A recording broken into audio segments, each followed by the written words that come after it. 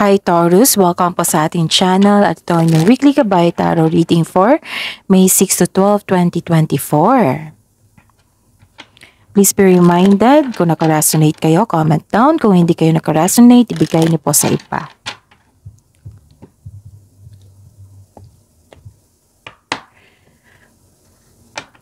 Gamitin ang reading na ito bilang gabay lamang. Please like, subscribe, and click the button for notification para updated po kayo sa daily tarot reading natin.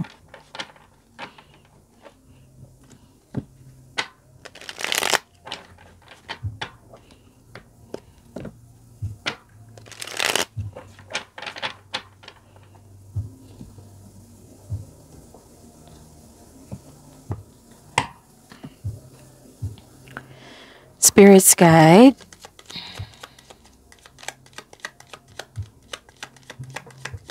Mga ganap po for this week, any 3 cards po para kay Taurus, May 6 to 12, 2024. May nakita ko ditong reunion, pwedeng meeting, pwedeng nag-attend kayo ng special event, public event, pwede. Basta grupo ito. May biglaang pagbabago po na nangyari. Pwedeng nalungkot kayo sa biglaang pagbabago kasi may nakita kong restriction, sadness, and separation. Pero magiging okay din ng lahat. Don't worry Taurus, kasi nakita ko dito may nag-uusap na family, nagkaroon ng self and personal growth and spiritual growth, and may nakita ko dito na nagiging okay yung health mo. Okay? Spirits guys, ano pang energy ni Taurus ngayong May 6 to 12, 2024? Oops! Kuha pa tayo ng isa.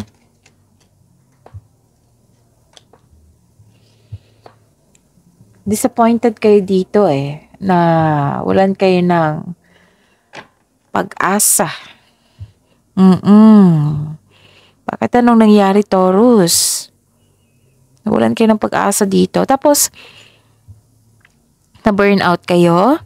Nagkaroon ng lack of self-confidence. Mas nangibabaw yung takot mo of taking your work to the next level. Sabi po ng card niyo po dito, na it's time to step out from your comfort zone kung seryoso kayo sa growth. So, sa comfort zone, wala po ang success dyan. Nasa labas po. So, get out of your from your comfort zone. Pwedeng may problema kayo sa pera or nawalan kayo ng gana sa inyong trabaho. May aalok ng tulong pero hindi mo tinanggap. Na-burnout kayo sa trabaho, some of you.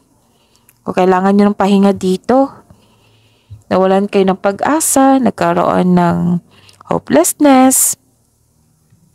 Anong tawag pa nito? Nagkaroon ng loss of faith, disconnection from the source, disappointment, yes. Nagkaroon ng despair hopelessness. So this is another card na nagsabi na nagkaroon ng lack of self-confidence si Taurus ngayon. Ngayong week na ito. Madali kang mag-give up. So huwag kayo mag-give up po. Tapusin mo po yung trabaho nyo. Inspiration is on the way, so don't give up ha. Your body and soul will heal, but that healing will take time. So the advice is be inspired. Dreams do come true po. Spirits guys, ano pang blessings na possible blessings na ma-receive ni Taurus ngayong week na ito, May 6 to 12, 2024.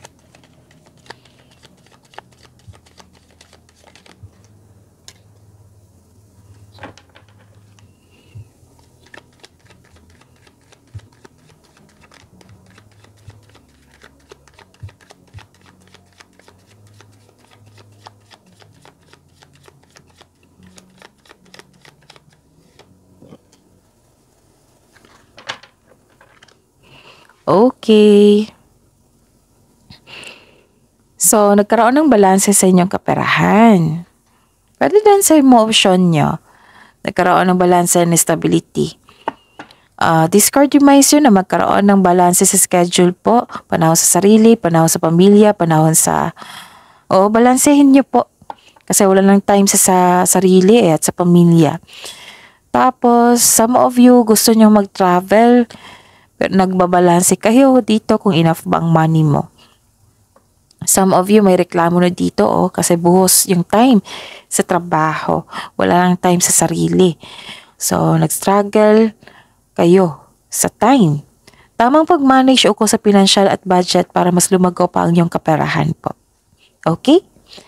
And may nakita ko dito na nagkaroon ng hesitation po. Nagkaroon ng hesitation. Bakit naman? Sabi po ng card niyo po dito, mag-ingat kayo sa taong masakit kung magsalita. Nagkaroon ng hesitation kung susugod ba kayo or atras. Kailangan ng papaplano dito, Tapos, another card na nagsabi na nawalan kayo ng self-confidence. Kakulangan ng tapang. May takot na matalo, mas nanaig yung weakness. Mag-ingat kayo sa isang taong insecure, in denial, at kulang sa pasensya, okay? And by the way, Taurus, sa mga suki ko dyan na nagpa-monthly Gabay Tarot reading po, open na po yung schedule natin, so for booking po. And may nakita rin ako, okay. So, sa mga gusto magpa-personal reading dito, 'di ba? Video nyo ito, may nakasulat dyan na weekly Gabay Tarot reading ni Taurus. Sa baba pa niyan may link nakapost. I-click nyo po 'yan para ma-message nyo po ako for inquiry and for booking. Maraming salamat po. Spirits Guide, ano po ang challenges na ma-overcome ni Taurus ngayong week na ito? May 6 to 12, 2024.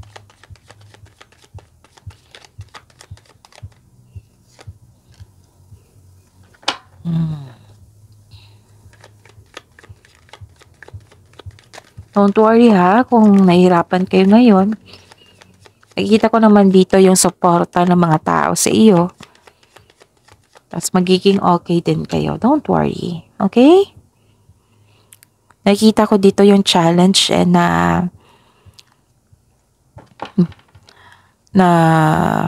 nagkaroon ng lack of inspiration, ilang beses na lumabas dito. I think 5. 5 card na po nagsabi dito na lack of concentration and lack of inspiration and lack of confidence. Okay? So this card tells you, kung may blockages po, kung may problema kayo, so huwag kayong sumuko, okay? Pwede din magpa-check up kayo kung may buntis dyan. Kasi may nakita ako dito na hindi nalagaan yung sarili. So magpa-check up kayo kung kailangan, okay? And may nakita ako dito na, I see. So this is victory. Wow, after these blockages, magkakaroon ng big victory. May promotion ako nakita, which is expectation nyo. May financial growth after a period of struggle. Your discipline and hard work are paying off. Okay? So don't worry talaga. May magandang balita parating may bagay na matutupad. May parating na good news, especially after periods of struggle. Nagsumikap ka at deserve mo itong tagumpay, so allow yourself to shine. So yun may good news po kayo marireceive. Okay? So that is your reading, Taurus, for this week. Abangan niyo po yung daily Gabay Tarot reading niyo po. Please like, subscribe, and click the button for notification para updated po kayo sa daily tarot reading natin. Maraming salamat po.